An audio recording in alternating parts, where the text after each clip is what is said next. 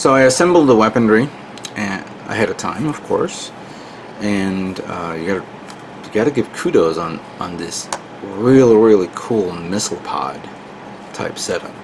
I've always been a big fan of missile pods, whether it's a circular missile pod with tubes or a pointy one with, or flat head, or like a 4 or 8 or 6, or this one's like three tubes, but there's multiple missiles inside, and I've always been a big fan of this, and this is really nice. Not a big fan of how long it is, but then again, it was made for the anime. And only used once, but then again, I think it was used again on another episode. I could be completely and utterly wrong. And this comes with the little thing here, the attachment, that you can plug it in here and here, so the Kyrios can fire them like that. That's really nice. I like that. But again, this is just a gimmick that can only be placed, can only used once. So as much as I like them, I'm not going to use it on this. I'm actually going to save them for another build for something else. And there is some great parts, color separations, because there is that darker gray and then that really dark gray that you'll see the vent type detail on there, and then you have this one that goes around it like that. So it's a shame, but I'm gonna put this to the side. We'll put it on the Kyrios once it's officially assembled. And while I was working on this, I decided to assemble the submachine gun, which technically doesn't feel like a submachine gun. It feels like a double-barrel shotgun with a little pop-up thing that goes here, so you can show off the sensor. And then the same part that you put on for the GM missiles, you just put that here, and it sticks on with friction. Obviously, it will stick on even better when it's glued. And you see the two-tone color setup right there. Yeah, very nice, very nice. So I got this out of the way. Let me continue the assembly of the Kyrios. Alright, so I'm going to be assembling just the inner frame of the Kyrios Master Grade. And there's some parts that go intertwined with the torso, especially, the clear parts that go in the chest. There's those side clear parts, the GM, I believe, holographic parts that's on the side of the torso, and some other, orange parts or any other colored parts. So the only thing we're doing right now is just putting, Hallelujah in there. And we're also going to make the assembly of just the head to see how it looks. Clearly, we're going to take it apart if we have to, for for whatever other assemblies that we need to do.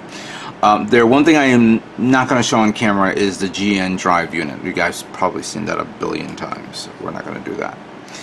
So, with that being said, I'm going to take this guy right here and put Hallelujah inside.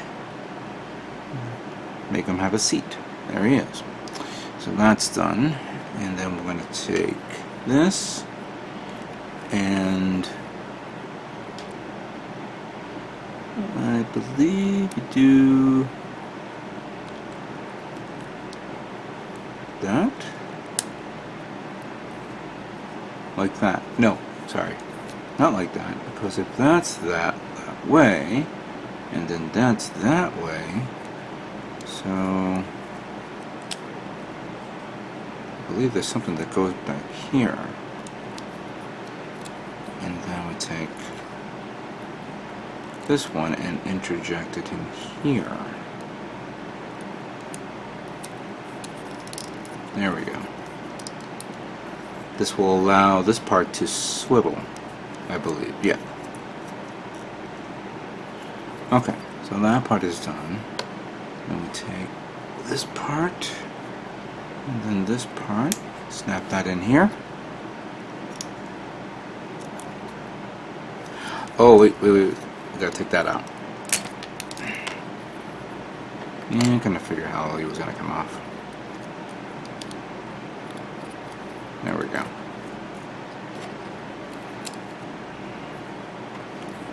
Let's try that again.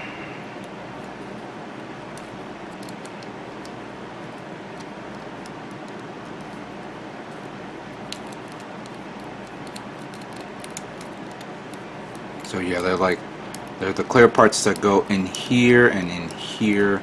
There's the other clear part that goes in there, and then there's some yellow parts that goes there. But we're not putting that on yet. So technically, this part is done. Then we need this and this. That goes like that. This part here, that goes in here, nice and tight, and then close that up here, snap that into place, make sure everything goes in, and then take this, that in here. So it looks like that. Alright. This part is a tricky part because these are parts that I remembered from I believe the joints. I gotta remember this.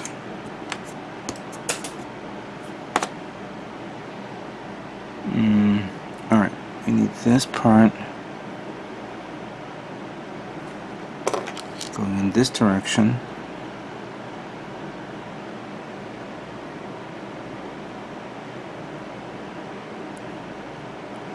That one goes in like so.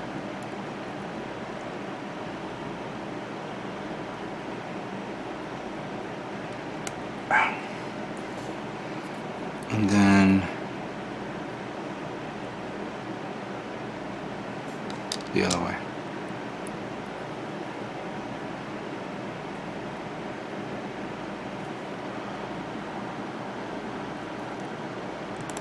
That goes in like so. Is that right? Yes. I believe so, yes.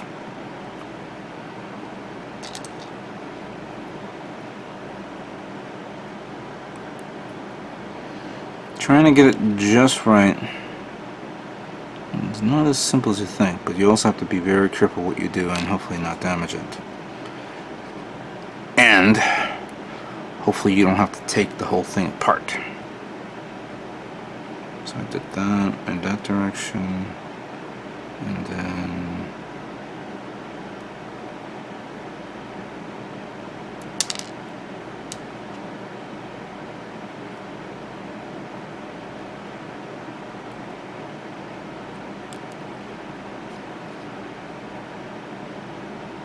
hold on, did I did something wrong here again?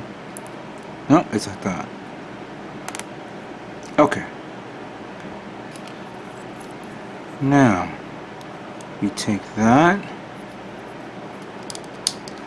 we put that there, we take this, put that there. No, we take that off, put that here, take this off, put that here, flip this around, and how's the manual go?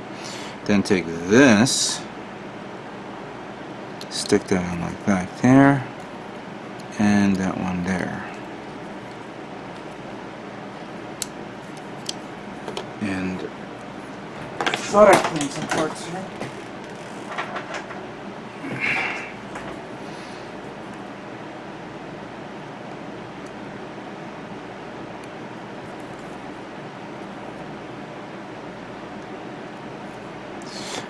I shouldn't sweat this because once everything looks good, I'm gonna review it again, and then clearly it's going to be taken apart or what have you. Oh, this wants to go all the way in. There we go. There we go. All right. So that's done.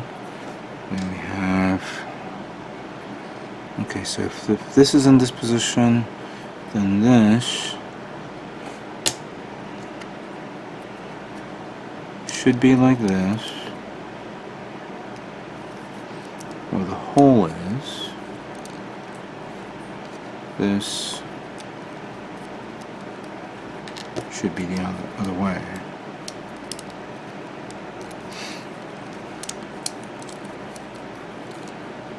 Get in. This is the part that I believe holds the yellow vents in, but wow, this doesn't want to come in there? Get in there. Don't be a pain in the ass. There we go.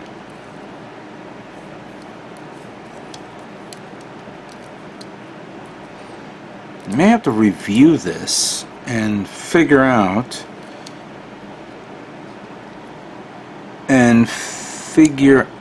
whether or not this can be put on, the plastic parts can be put on without me opening up the whole thing. Get in, please. Thank you. Oh, that's right. Lift it up. There we go. I noticed I pulled these two parts out and this one out, but I realized as I'm looking at the manual, another one of the let me see, one of the orange parts goes in the back, so this will be put to the side since it's not going to be connected. So technically speaking, this is now done. The inner frame of this is done. I'll just move on to the next page and look at the head, which should be fairly and oddly simple. All we need to do is put these two parts on.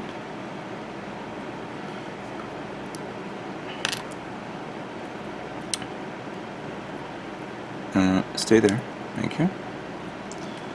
Then we take this one, put it in the hole. No, not that hole, because that goes like that. Alright, there we go. That goes there, and then obviously there's a lot of parts that goes around it. And there you go. Inner frame of the Kyrios and head, and torso and head is now complete. This is kind of neat. Let's move on to the next part. Next up is going to be the parts that makes up the inner frame of the arm. And unfortunately, this is not a complete inner frame because it's borrowing some white parts that needs to be applied onto the kit. Unfortunately, there's no way around that. But clearly later on, they'll be removed and painted separately, depending on the situation. So we're going to begin with this part here, this joint part. And this goes on like that. So it goes like this. And this goes in like this, like that. Like that. Very nice. And then we have this part here that goes in like this. If I have to, I may have to obviously remove this part so I can paint it separate, but we'll play along and see how it goes. You know, it all depends on how it comes out. Then we slide this part in here, bring it down a bit because you're going to need to add this part here. Oh, and by the way, this utilizes the same locking mechanism that was used on the Dynamis. I don't remember if it was actually used on the Exia, but just to give you a heads up on that. Put these two together like that. I'll talk about the locking mechanism later on. There's, let's see here, so we did that. Okay, good. Now, take this part, and this part,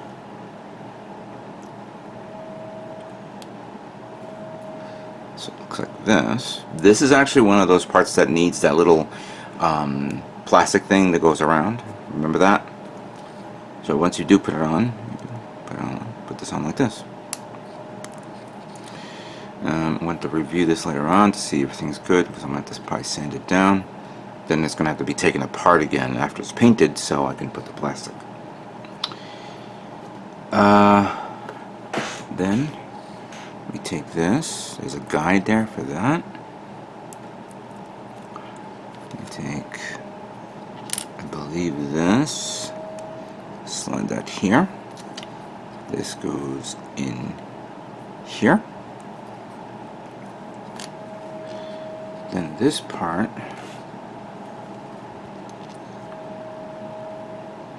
alright, so we have this part that's like that, and then we have this weird part here that Probably a connector. Put that here.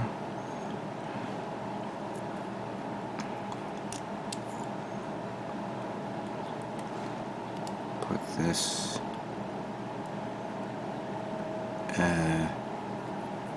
Is it this one?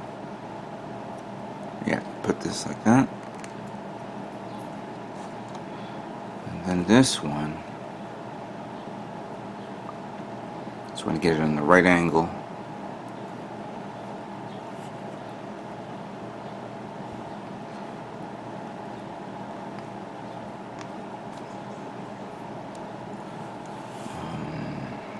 Yeah, like that. Don't know if I did this right.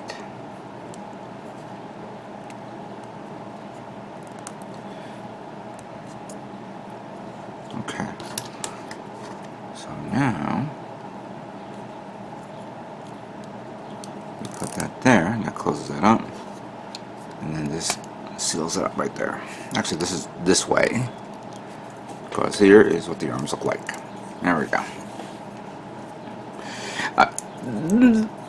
You know what? Again, I'm going back to what I remember from the high grade. I was never, ever a big fan of the shoulders.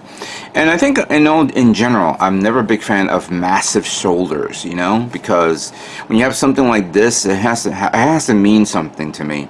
But if you're going to put a massive shoulder that sticks out and just does nothing, just being for flair, okay, that's stupid. But it has to have some utilitarian purpose or whatever. Clearly, because this is a transformable mobile suit, I believe it turns and bends, but I don't know yet so far, because I haven't transformed it yet. I don't know if I will after painting it, but we'll figure it out soon enough. Now, there are other armored parts around it, which we will not put on, and I'll assemble the hands later on during the final assembly, during, the review of the inner frame. So there we go. The arms are done. Let's now move on to the next part of the build.